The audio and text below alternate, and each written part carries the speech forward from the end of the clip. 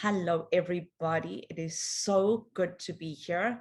Thank you, CDKL5 Canada, for inviting me to talk on a topic that is very near and dear to me, because I know how incredible children are and the beautiful changes they can make. Now, the little girl in the picture, you can all see my picture, right? My screen. Yes? Yes, we can see it. Good. Okay. So that little one is our Joy, and she is the most beautiful model. And I know her mom is watching right now. Okay, so let's get it talking a little bit about physical therapy or physiotherapy. First of all, I come from Johannesburg, South Africa, which is where my accent is from. And I've been fortunate enough to live in San Diego, California, and New Zealand. And then I came across to Toronto, Canada, 25 years ago. And I've done lots of work in different government organizations and then opened up a private practice called Smile Therapy for Kids to specialize a little bit more in child development. I've taken so many courses, I can't even count them anymore because I needed to know all there was about the kids to make a difference and to help them. I'm also co-founder of a beautiful technique called dynamic movement intervention, which I'll be talking to you about as we go along. I've traveled the world. I actually just got off a plane today from Alaska where I was teaching. And my goal is to make a difference for kids all over the world, because with the right kind of therapy, we can make a difference, and we need to get into them to see them earlier. So, first of all, neuroplasticity. Neuroplasticity is a beautiful, beautiful thing. And it is defined as the ability of the brain to reorganize and to form new, beautiful connections. So children, when children are born, they're born, well, that's what makes us different to animals, is that we're born with billions of neurons that are not yet connected. So we have amazing ability, and we have a chance to connect these beautiful neurons correctly and make beautiful pathways. And if we don't connect certain neurons, then they get pruned away. And how do they connect? Well, they connect because of information that the baby receives. So movement and sensory information all help these nerves to connect. But we also need novel and very challenging tasks to get these beautiful neurons and these networks and these roadways to develop. So it's very important. Well, a lot of parents, when their babies are born, and if they have a diagnosis or they're not doing well, their tendency is to protect these babies. Now, we need to actually not protect them as much, but we need to let them move. So most parents will hold their baby tight and not give them enough movement. But in truth, children need movement. All typical children need lots and lots of movement for our brains to connect. If you look at a typically developing little 2-year-old or 1-year-old, they don't stop moving. And that is the way the brain is figuring out where it is in space. It's learning so many different things visually and cognitively, and everything is connecting together so that the brain can grow. Now, as an adult, we don't need it. It's exhausting to watch these little kids. So the children who aren't able to move for themselves, they need movement even more than typically developing children, because their systems are underreactive to what's going on around them. They can't figure it out. And the only way we can get them to figure it out is to let them move and to teach them and show them movement. So we know that we've got to get into them early, and we've got to see them as early as can be. There's a lot of research and studies of children in NICUs done by the general movements assessment, where they can assess babies very young and see that there's a problem with movement. But they've been able to do some early intervention and make a lot of corrections in the child's movements, even by 6 months, if they got in early enough. So early intervention is really, really, really important. The other thing about neuroplasticity is there's no plateau. We carry on learning. We carry on making beautiful new connections right throughout our life. So if your therapist says your child's plateauing, there's no such thing. It just means they're not doing enough for the child to help them. Children keep learning. That's why we go from grade to grade to grade in school. Children are incredible. Their brains are very, very, very unique. So we need to use it. And we know that in orphanages where children are not moving, areas of the brain can shut down. So if you don't move these kids and you overprotect them, you are actually doing more damage than helping them. So early intervention. Sometimes the children do move, but they don't move correctly. And they develop these bad habits. And these are bad pathways that become dominant. And then as a therapist, we have to redo everything and try and get them to learn new pathways. Okay, intensive therapy. Now, intensive therapy has lots and lots of different meanings. So first of all, intensive means strong. So it's a strong intervention. If you go in to see a therapist and all they're doing is playing with your child, something that you can do at home, that's not strong. It's not enough sensory input. It's not a high demand for motor output. So you need to go and see a therapist who can offer strong intervention. And there are hierarchies in therapy. Now, no therapy is bad, because all therapy gives a child sensory information and it allows a child to move. And it's different, it's varied information. Children need varied. They can't have the same thing again and again, because that's not going to challenge them. They start to, accommodate to that. They need to be challenged. Their brain needs to be switched on. But there is a hierarchy in therapy. So yes, all therapies help, but some therapies are a little bit more adjuncts to others. So if you have something like dynamic movement intervention, where the child is working quite intensively the whole session, as opposed to massage therapy is going to help. It's going to help, but the child is not practicing the skill that they need to learn. And you do need to practice that skill again and again for it to develop. So massage therapy might help the muscles relax and give the child a little bit more information about where they are in space. But it's unless they practice the skill of moving in the right way, that's when the synapses are made and the connections are formed.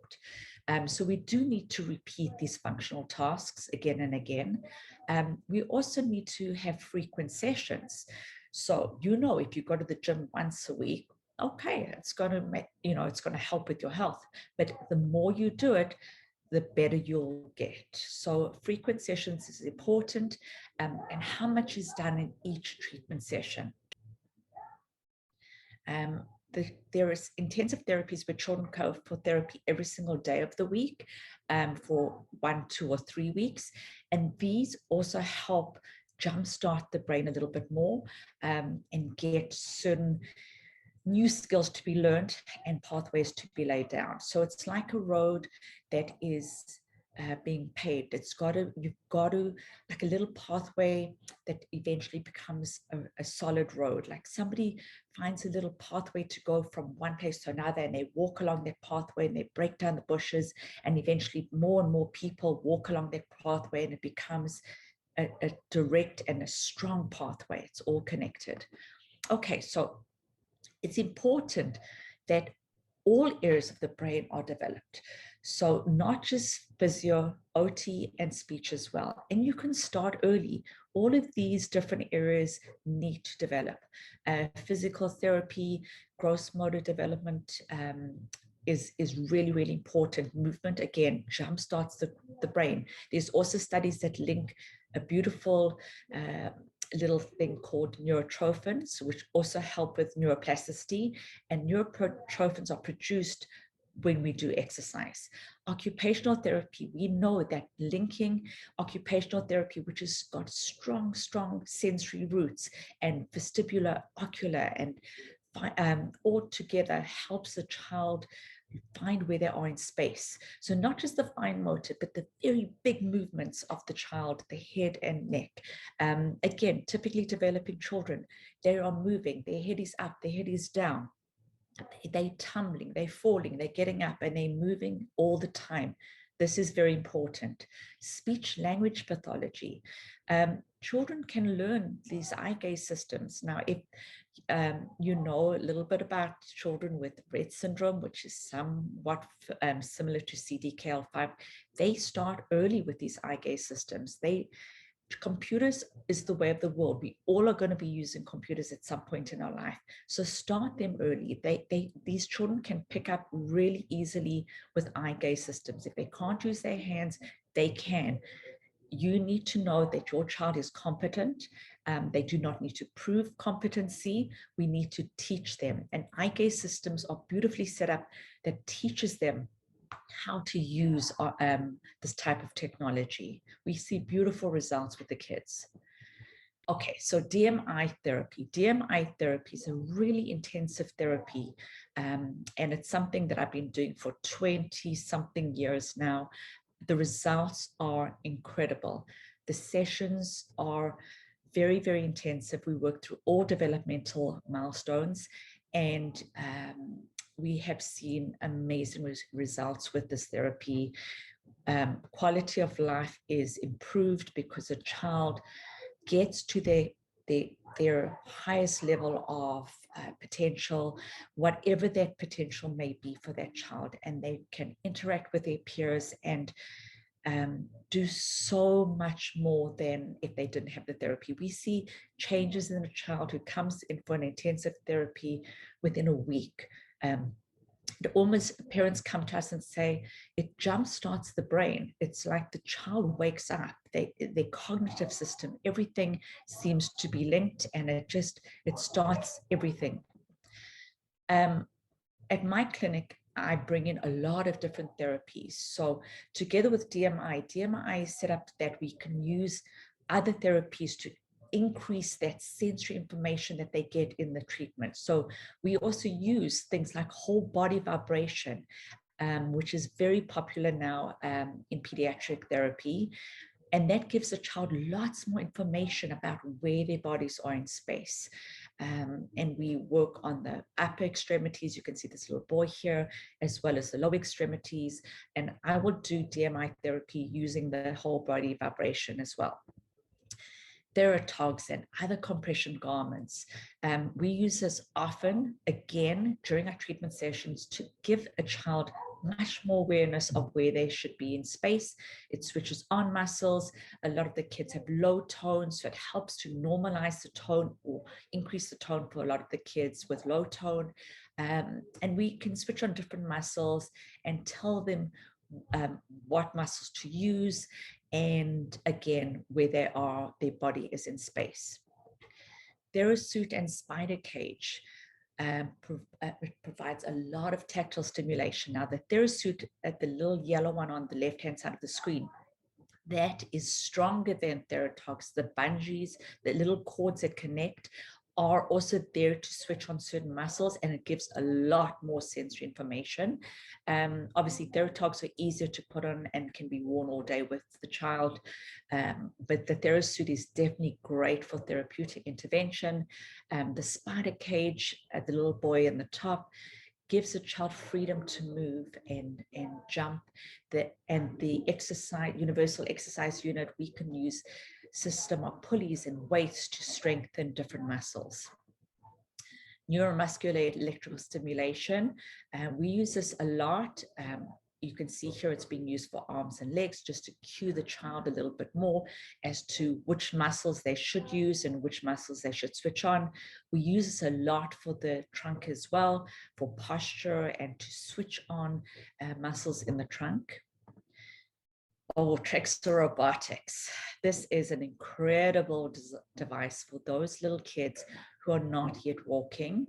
And again, it is amazing to help a child, assist a child with weight bearing, functional stretching, strength training, core workout, teaches them rhythm, and it builds independence and confidence, and it helps a child to participate. So if the quality improves quality of life 100-fold. The children go into these devices, we take them walking outside, they hold hands with their parents, and it's an easy device to use at home where they can practice walking and practice their gait correctly.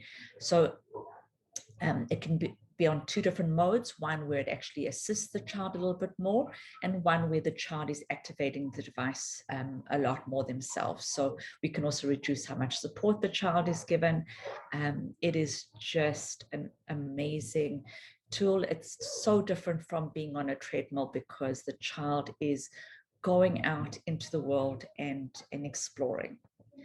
TheraBounce is a newer technique that we use at my clinic, and it uses a trampoline to really wake up the muscles and give the child a lot more information about where they are in space.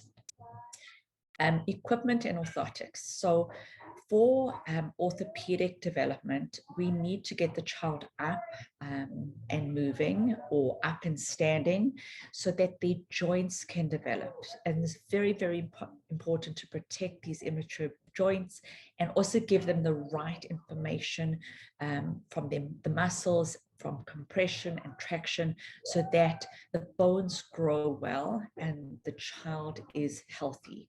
So we need to start this early. Hip surveillance is important for all children who are not yet standing, especially if they're not standing by the time they're 1. So getting a child into a standing frame early is essential.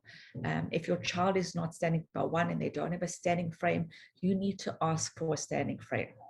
Sitting and positioning with hips in a good position and for posture development is really, really important. It also can help with feeding, and other devices such as orthotics for ankle stability need to be prescribed correctly. They shouldn't just be, you shouldn't just be told, just go get a pair of AFOs for stability. There are therapists who can assess the correct orthotics to be used. Other therapies, there's so many therapies out there. We use therapeutic taping, reflex integration. We use biofeedback. There's also conductive education, ABA therapy, many, many other therapies that all contribute to a healthy, beautifully developing child. And there aren't any therapies that contradict other therapies. So if you're doing a therapy and the therapist says to you, you need to stop all other therapies to do this therapy, no.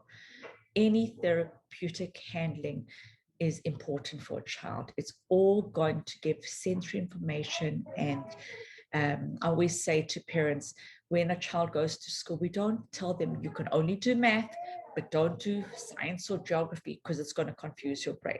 No, we need it all. We need to jumpstart the brain. We need different sensory. We need different handling, lots of information to get these kids to grow and develop. And honestly, the earlier we can get into these kids, the better. I have a little special surprise before I finish off and take questions. This is our beautiful Arjoy, and this is a little video of her and her progress.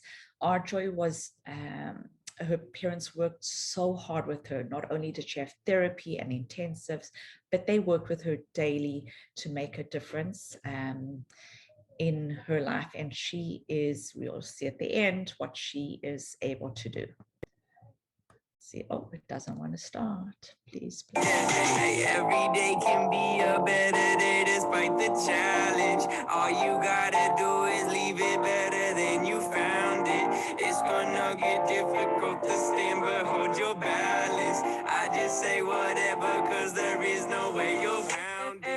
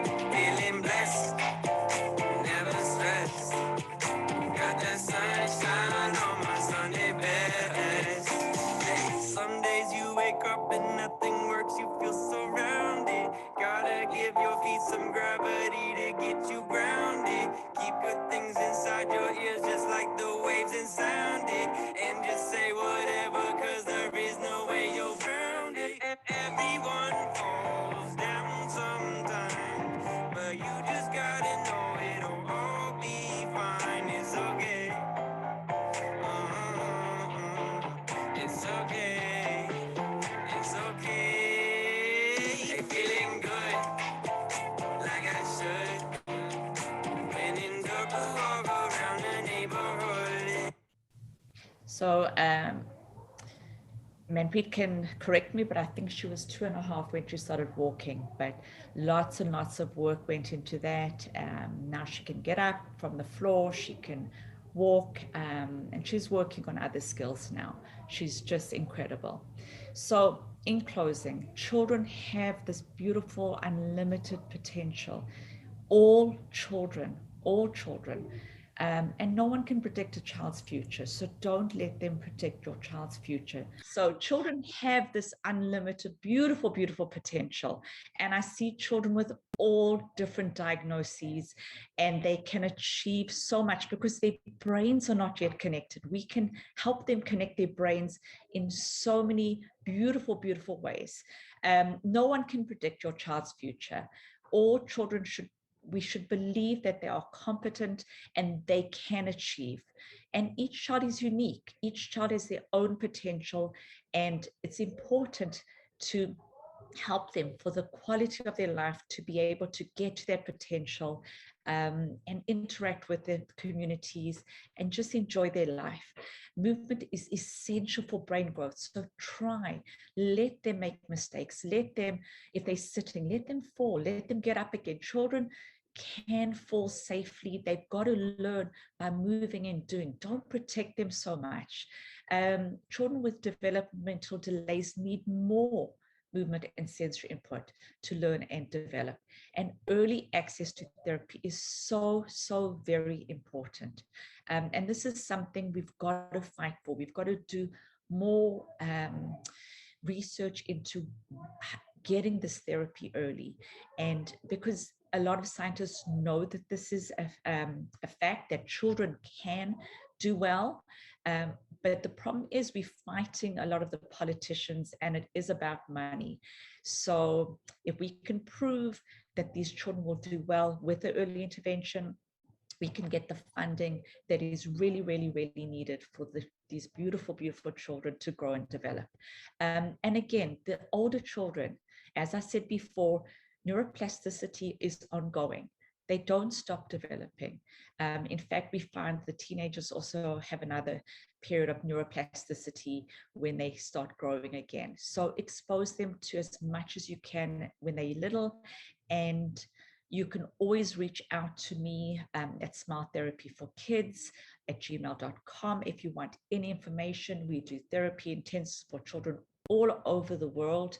And I also go and, as I said, teach DMI all over the world so that lots of children have access to this beautiful therapy that we offer. And I'm happy to take any questions if anyone's got questions.